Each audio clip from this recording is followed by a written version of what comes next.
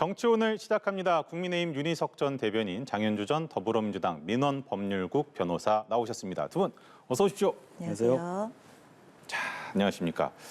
자, 윤석열 대통령이 코로나19 확산을 이유로 해서 이제 잠정 중단을 밝혔던 기자들과의 출근길 질의응답이죠. 도어 스태핑. 이거를 하루 만에 이제 재개를 했습니다.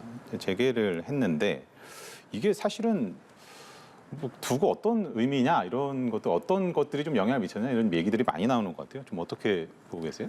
이거 이제 번복해서 하루 만에 다시 한 거 아니냐고 보시는데 제가 그 영상을 보니까 네. 또 그 당시에 있었던 이제 취재하셨던 분들한테 얘기를 들어보니까 원래 할 생각이 없었던 걸로 보이는데 기자분들이 굉장히 많이 몰려 있었잖아요. 그래서 이제 막 다급한 게 아니라 좀 절박하게 부르니까 대통령께서 그냥 지나치기가 뭐 해서 몇 마디 이제 대답을 하다 보니 또 도어 스태핑이 된 걸로 일종의 해프닝성으로 저는 보이고요. 마지막에 이런 말씀하셨어요. 며칠 있다가 이 포토라인을 좀 앞으로 해서 하자 이런 얘기 하신 걸 보면 잠정 중단하겠다는 그 의사는 계속 갖고 있는데 오늘은 그런 식으로 흘러갔다. 이 정도로 해석하시는 게 어떨까 합니다. 자, 그럼 말씀을 해주셨는데 오늘 아침 지금 출근길 영상을 저희가 좀 준비를 했거든요. 좀 보고 오실까요?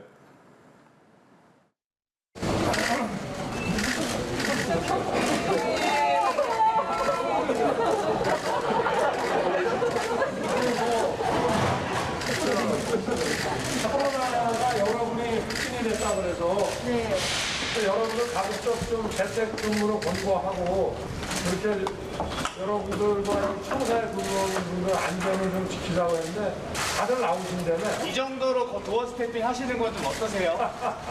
뭐 물어볼 거 있으면 물어봐요 그럼 한번 하고 들어갔다 그게 내일도 하실 거예요? 뭐 이거야 하면 안 되겠어요 여러분들 좀 괜찮아지면 요 앞에다가 며칠 있다가 칩시다. 자, 사실은 도어 스태핑 중단을 결정한 것이 코로나 확산을 이유로 대통령실에서는 설명을 했습니다만 지지율 하락과 무관치 않다. 언론들은 또 이렇게 좀 읽기도 했었는데 이걸 또 일축하기 위한 건 아니냐.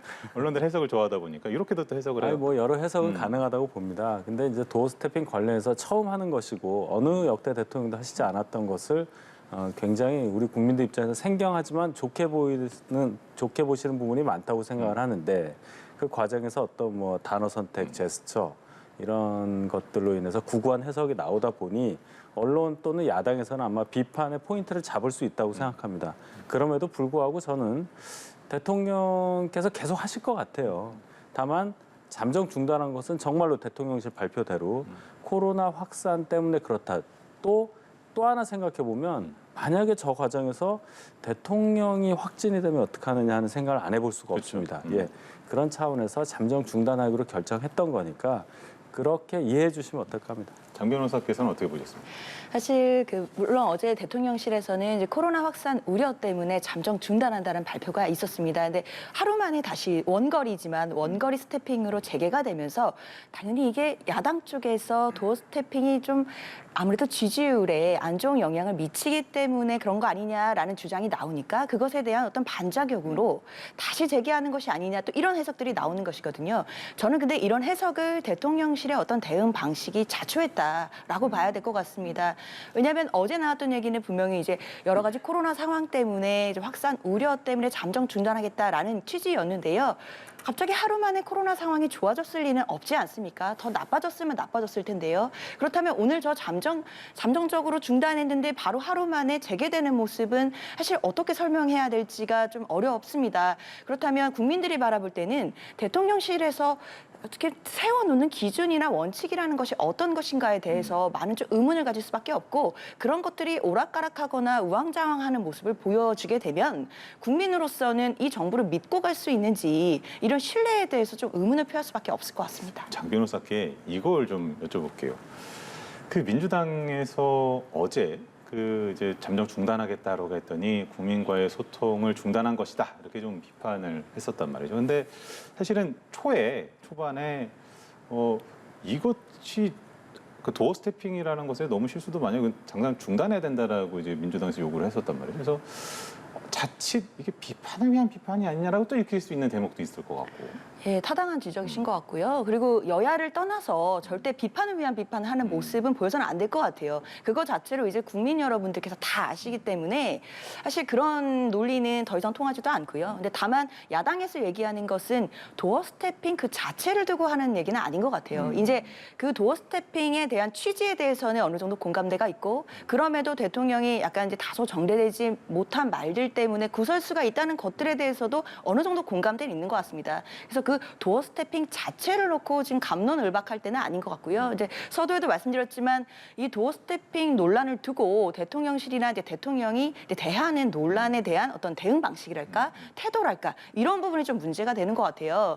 차라리 그냥 정면 돌파를 해서 도어 스태핑이라는 것 자체가 어떻게 보면 굉장히 고도의 정치 행위이고 대통령의 말 한마디 한마디에 따라 좀 어떻게 보면 국가의 운명이 또 달라질 수 있기 때문에 이 부분을 좀 더 정제해서 잘 갖춘 다음에 나오겠다라든지 아니면 어떤 사유에 있어서 지금 잠정 중단해야 되겠다든지 이런 원칙이 좀 바로잡혀 있는 모습을 국민들에게 보여준다면 좀 우왕좌왕하는 모습은 아닐 텐데 지금 상황은 도어 스태핑 자체를 놓고서도 대통령실에서 이걸 어떻게 해야 될지에 대한 확실한 원칙이 없어 보이거든요. 이제 그런 것들이 좀 안타깝고 그리고 대통령께서도 도어 스태핑을 할 때 그 앞에 있는 이제 기자들이나 카메라들을 보고 말하는 게 아니라 그 뒤에 너머에서 바라보고 있는 국민들의 눈을 좀 생각해야 될 것 같습니다. 그렇다고 한다면 도어 스태핑에 대해서 다른 방식의 대응이 나올 것 같습니다. 제가 좀 죄송한 말씀 하나 드리면 방금 자료화면에 보면은 야당의 당대표 나오시려는 분은 아예 대답을 안 하시잖아요.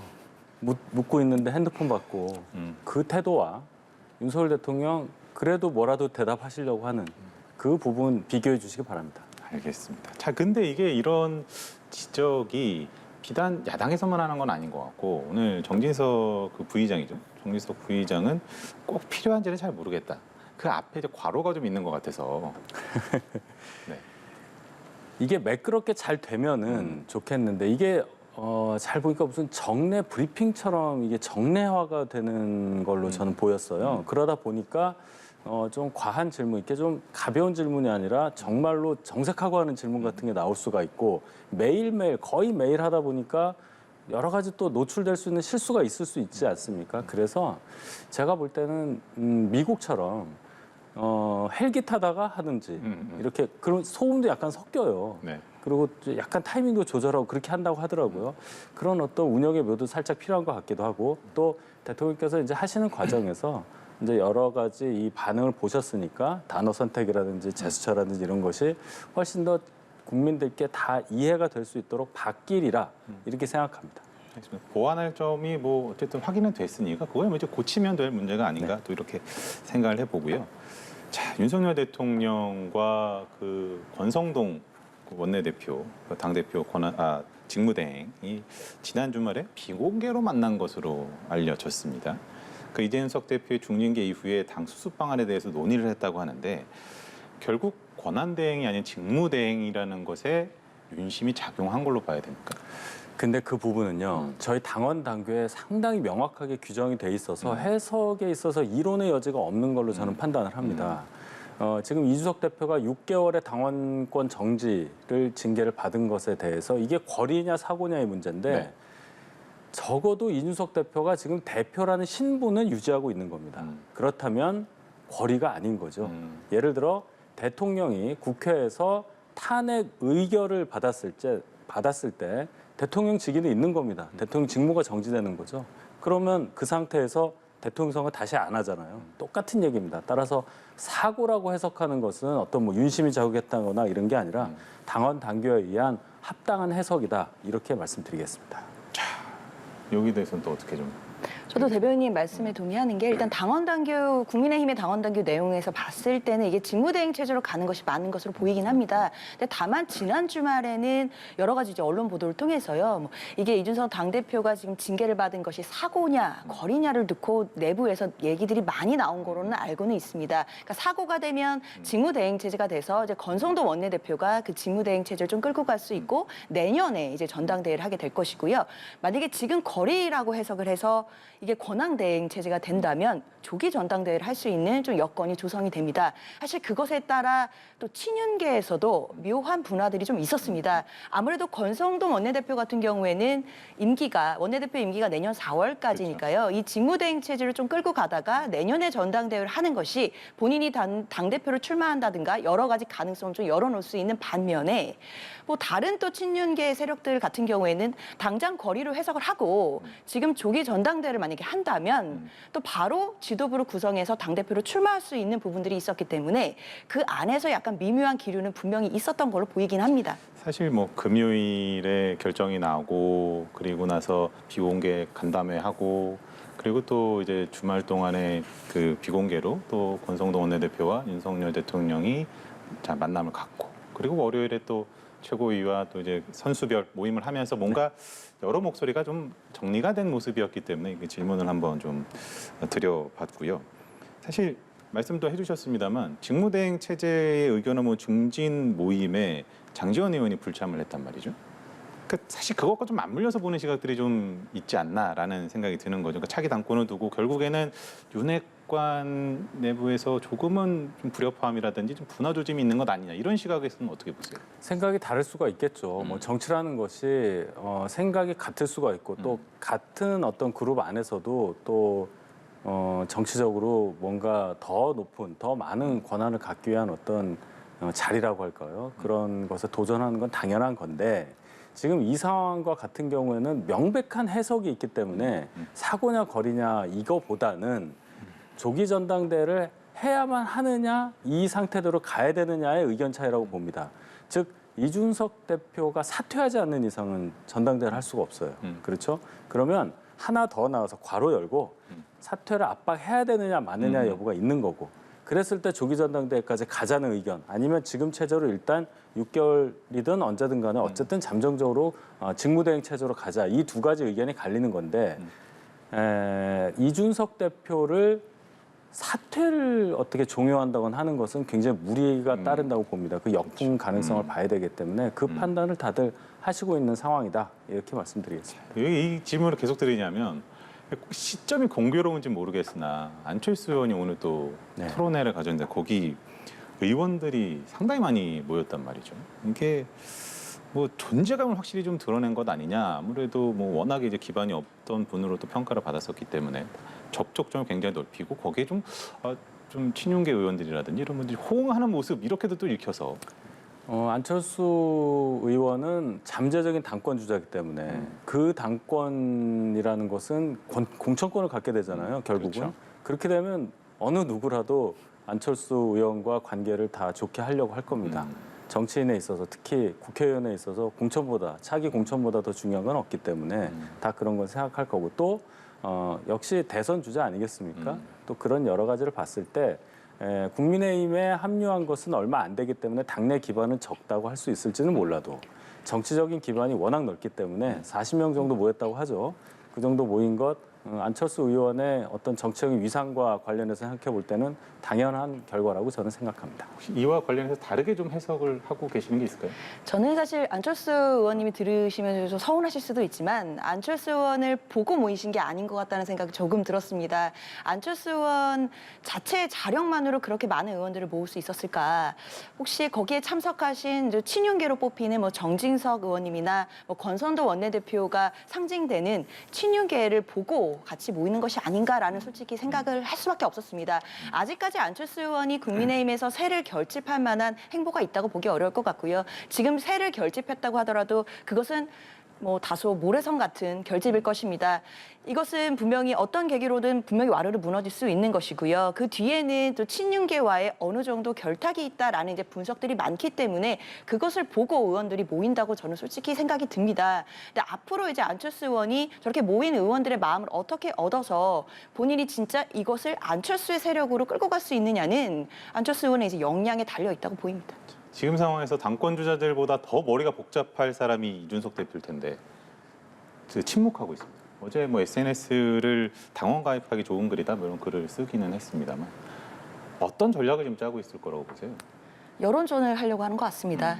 일단 본인이 생각할 때 뭐 모든 불복 수단을 하겠다라고 말씀은 하시긴 했는데 이준석 대표가 사실상 할 수 있는 게 카드가 많지는 않아 보여요. 뭐 재심 청구를 한다든지 법원에 효력정지가 처분 신청 같은 경우에는 결과가 그렇게 낙관되지는 않습니다. 만약에 결과가 이준석 대표에게 불리한 방향으로 나왔을 경우에는 사실 정치적으로 굉장히 치명상을 입게 될 것이기 때문에요. 그렇다고 한다면 이준석 대표로서는 이제 수사 어떤 그 성상납 의혹에 대한 수사 결과를 좀 기다리면서 여론전을 할 수밖에 없을 것 같습니다. 특히 이제 본인을 지지하는 이제 지지층이라고 할 수 있는 2030 남성들에게 더 호소를 하고 당원 가입들을 독려를 해서 당내에 본인을 위한 어떤 지지 세력을 만드는 것 그것만이 지금은 좀 돌파구라고 생각하고 있는 것 같습니다. 자, 들어볼까요? 이준석 대표 입장에서는 뭐 다른 것도 다 필요합니다. 지금 뭐 여론전을 위해서 이제 당원 가입하고 독려하고 본인의 지지 기반을 할 수 있는 젊은 층에 대해서 뭔가 호소하는 그런 행보할 수 있습니다. 근데 더 중요한 것은 경찰 수사 결과입니다. 경찰 수사 결과 만약에 기소 의견으로 검찰에 송치돼서 기소가 되는 순간 전혀 다른 상황이 발생을 합니다. 즉 저희 당원 당규에 보면 기소가 되면요 당원권 정지가 돼요. 그러면 지금 6개월 당원권 정지에 그냥 당원권 정지가 또 하나 되는데 이것은 기한이 없습니다. 즉 기소된 상태가 면탈될 때까지는 그냥 당원권이 유지됩니다. 저 당원권 정지가 유지됩니다. 그 얘기는 최종심에 가서 무죄가 나와야 돼요. 그럼 시간이 너무 많이 걸리죠. 그럼 이준석 대표가 갖고 있는 11개월 남은 그 당대표 임기를 넘어가게 되겠죠. 그러면 현재는 당대표 자격이 사고라고 지금 해석을 하는 것이 권위로 바꿔질 가능성이 큽니다. 해석이. 그러면 전당대회도 할 수 있는 거고 이준석 대표의 어떤 당대표 진영이 이제 없어지는 거죠. 그런 상황까지 갈 수 있기 때문에 무엇보다도 경찰 수사에 더 집중하고 거기에 더 만전을 기하는 것이 지금 상황에서는 필요하지 않을까 생각합니다. 그래서 침묵하고 있다. 좀 복잡하게 돌아갈 것 같은 느낌이 또 드네요. 자, 마지막 좀 주제를 다뤄보겠습니다. 통일부가 그 문재인 정부에서 이뤄졌던 그 탈북 어민들 강제 북송이라고 표현을 하죠. 북송 사진, 북송에 대해서 잘못된 조치였다라고 하면서 사진을 공개를 했거든요. 사진들 좀 보여주실까요? 지금 보이는 모습인데 일부 사진에서 보면은 그 판문점에 가서 가기 싫어하는 그런 모습이랄까요? 억지로 좀 끌려서 넘어가는 모습들까지도 좀 나온 모습들이 좀 눈에 띄긴 했습니다. 그렇다 할지라도 이제 3년 만에 통일부가 입장을 바꿨어요. 정부는 그대로인데 정권이만 바뀌었지. 이건 좀 어떻게 읽어야 되겠습니까? 이건? 정부는 이어지지만 정권이 바뀌었죠. 이전 정권에서 왜 저렇게 했었는지에 대한 의문이 정말 듭니다. 문재인 정권은 인권 변호사로 하던 문재인 대통령을 위시로 해서 진보의 가치를 숭상을 하던 정권인데 저 탈북했던 저 어민들은 결과적으로는 우리 땅에 들어왔기 때문에 헌법상 그 순간 우리 국민이 되는 겁니다. 그런데 그때 그 북으로 다시 북송을 할 때 당시에 김현철 통일부 장관 얘기에 의하면 이 사람들이 중죄를 지었기 때문에 16명을 살해했다 이런 혐의가 있기 때문에 북한 이탈 주민법상의 보호 대상도 아니고 뭐 이런 여러 가지 핑계를 댔어요. 그러면서 우리 사회에 들어왔으면 또 위해를 미칠 우려가 있고 난민도 아니기 때문에 보냈다는 얘기인데 일단 그 전에 우리 국민이기 때문에 우리 관할에 속해서 우리가 뭔가를 했어야 되는 거예요. 그럼에도 불구하고 인권과 여러 가지 과정을 다 무시하고 그대로 북에 보냈다. 근데 그때 그 상황이 한반도 관련한 어떤 뭐 종전 선언이랄지 남북 관계 관련해서 북한과 뭔가 좋은 관계를 유지해야 되는 그런 시점이었다는 것까지 생각을 해보면 이것은 정치적인 어떤 목적을 위해서 인권을 완전히 무시한 행위가 아닌가. 국제법상으로도 그리고 국제적으로도 너무 많은 비난을 받을 수 있는 얘기다. 그래서 이거는 그냥 넘어갈 수가 없는 거죠. 통일부에서 아마 할 말이 없을 겁니다. 마지막으로 정 변호사님 말씀 듣고 마무리할게요. 사실 이 사건과 관련해서도 가장 중요한 건 진실규명일 것입니다. 물론 당연히 지금 수사 대상이 돼서 검찰이 수사 중인 것으로 알고 있고요.